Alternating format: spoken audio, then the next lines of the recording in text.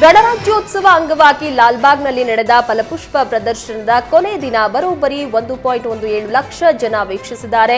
81,250 ಜನ ವಯಸ್ಕರು ಹಾಗೂ 35,811 ಜನ ವಿದ್ಯಾರ್ಥಿಗಳು ಫಲಪುಷ್ಪ ಪ್ರದರ್ಶನಕ್ಕೆ ಸಾಕ್ಷಿಯಾಗಿದ್ರು.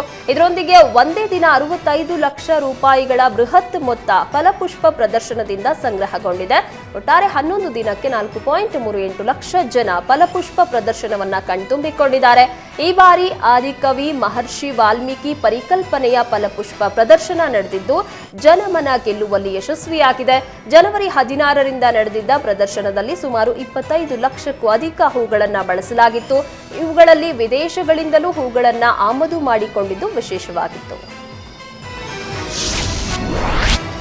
ಕರಾವಳಿ ಭಾಗದ ಜನರಲ್ಲಿ ವಿಷ್ಣು ಸಹಸ್ರನಾಮದ ಮೂಲಕ ಕಡಲು ಕೊರೆತ ತಡೆಯಬಹುದು ಎಂಬ ನಂಬಿಕೆ ಇದೆ. ಇದೇ ವಿಶ್ವಾಸವನ್ನ ಇಟ್ಕೊಂಡು ಭಾನುವಾರ ಕರ್ನಾಟಕ ಹಾಗೂ ಕೇರಳ ಕರಾವಳಿಯಲ್ಲಿ ಸಾಮೂಹಿಕ ವಿಷ್ಣು ಸಹಸ್ರನಾಮ ಪಠಣೆ ಮಾಡಿದ್ದಾರೆ.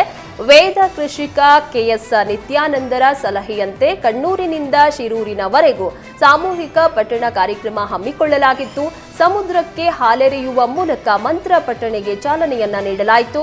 ಉಡುಪಿ ಸೇರಿದಂತೆ ಕರಾವಳಿ ಭಾಗದ 108 ಸ್ಥಳಗಳಲ್ಲಿ 108 ತಂಡಗಳಿಂದ ಸಾಮೂಹಿಕ ವಿಷ್ಣು ಸಹಸ್ರನಾಮ ನಡೆಸಲಾಯಿತು. ಒಂದೇ ದಿನ ಏಕಕಾಲದಲ್ಲಿ 15,000ಕ್ಕೂ ಅಧಿಕ ಮಂದಿ ಮಂತ್ರ ಪಠಣೆಯನ್ನ ಮಾಡಿದ್ದಾರೆ.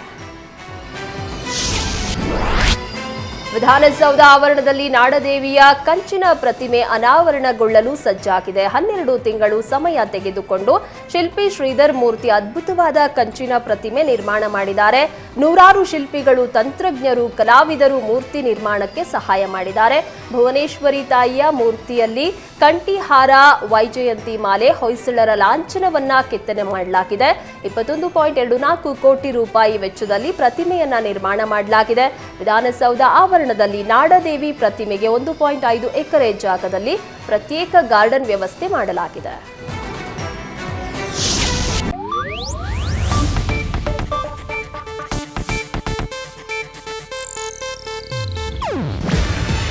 ಇದು ಏಷ್ಯಾನೆಟ್ ನ್ಯೂಸ್ ನೆಟ್ವರ್ಕ್ ಪ್ರಸ್ತುತಿ.